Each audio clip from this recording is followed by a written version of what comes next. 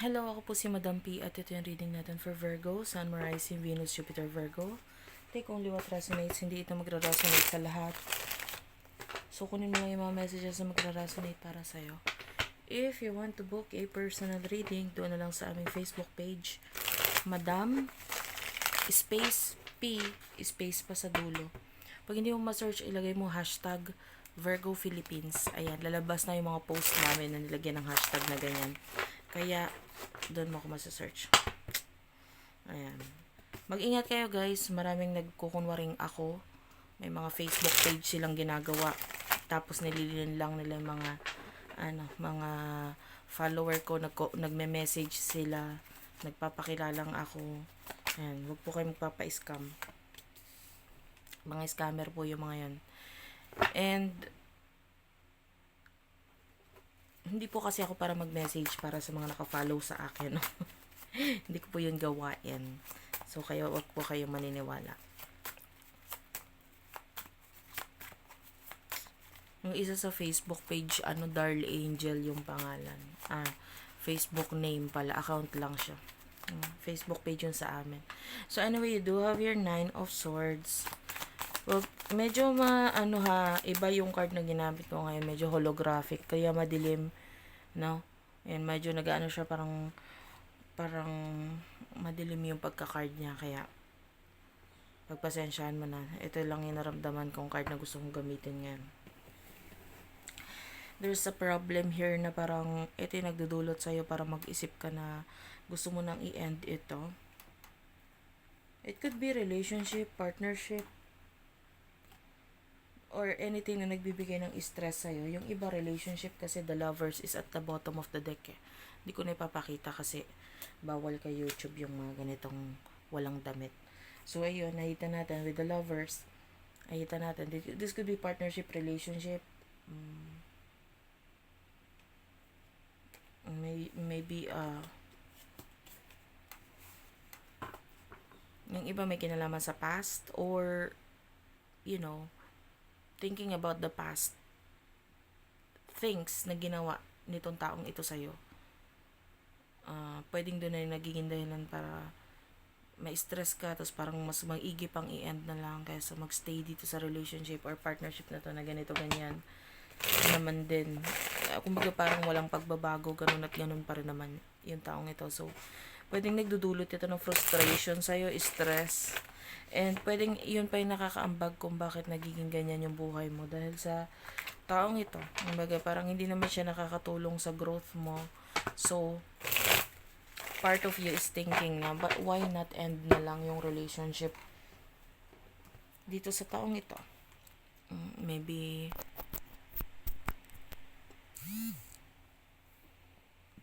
hindi lahat makaka-relate guys. Especially kung financially wala naman din. Kumbaga, financially wala naman din ikaw mapala dito sa taong to. Well, I'm not saying na kailangan mo kang pera tayo or what. Pero reality guys, especially kung ikaw yung babae. No, pero wala tayong, ito ha guys, wala tayong gender specific. Pwede to sa lalaki, babae, LGBTQIA+. Pero especially kung ikaw yung babae, tapos wala kang mapala sa kanya financially, pwede naman kasi yung partnership na tulungan. Pero kung mostly ikaw yung nagbibigay lang talaga, maybe hindi talaga helpful yung relationship or hindi healthy yung relationship para sa'yo. Well, maintindihan ko kasi Virgos are like that, very perfectionist, pati sa partner.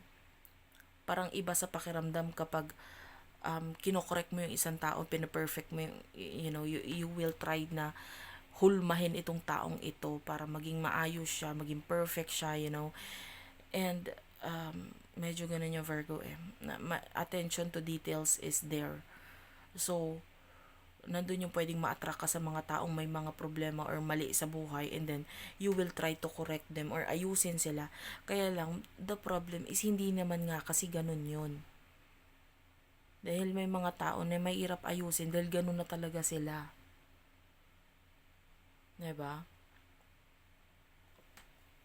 And then pwedeng hindi hindi talaga maayos itong person nito na maging dahilan kung bakit pati ikaw madamay. Sa halip na maayos ka, magugulo ka na rin. Diba? Yeah, the Page of Cups is here, and then the Ten of Swords. Nakakita tayo ng very immature na person. Gusto niya nating... Actually, this person also wants this ending. Gusto niya na rin ng ending. Parang ang pipigil lang sa ending na ito is could be friends, or maaring nagkaroon na nga ng ending in the past eh. Kaya lang nababalik-balik yung na Three of Cups, nagkakaroon ng reconciliation, pagbabalik sa relationship ninyo, nagkakaroon ng new beginning. Death and rebirth is here. So, nakita tayo dito na mas okay pa na i-end na lang completely. The death is here. Kasi may mga dapat kayong i-accept sa relationship or sa sitwasyon ninyo. The death is parang alam mo yung literal na kamatayan. Hindi ko naman sinabing mamatay yung person na ito or what. Sinasabi ko, di ba pag may someone na namatay na importante sa'yo, hindi mo naman pwedeng hukayin yung katawan nun at buhayin siya eh. May mga bagay sa buhay mo na kailangan mo nalang tanggapin, nangyari na, and then just let go.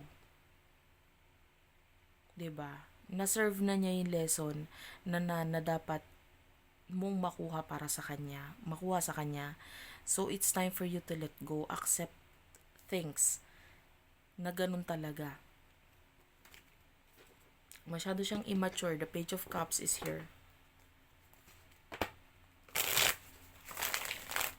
Yung mga iba nag-end na, yung nakita natin. Pero yung iba kasi, hindi pa. Nandun pa lang sa process ng dapat i-end or nag-iisip na i-end na lang. Emotions ninyong sa isa't isa.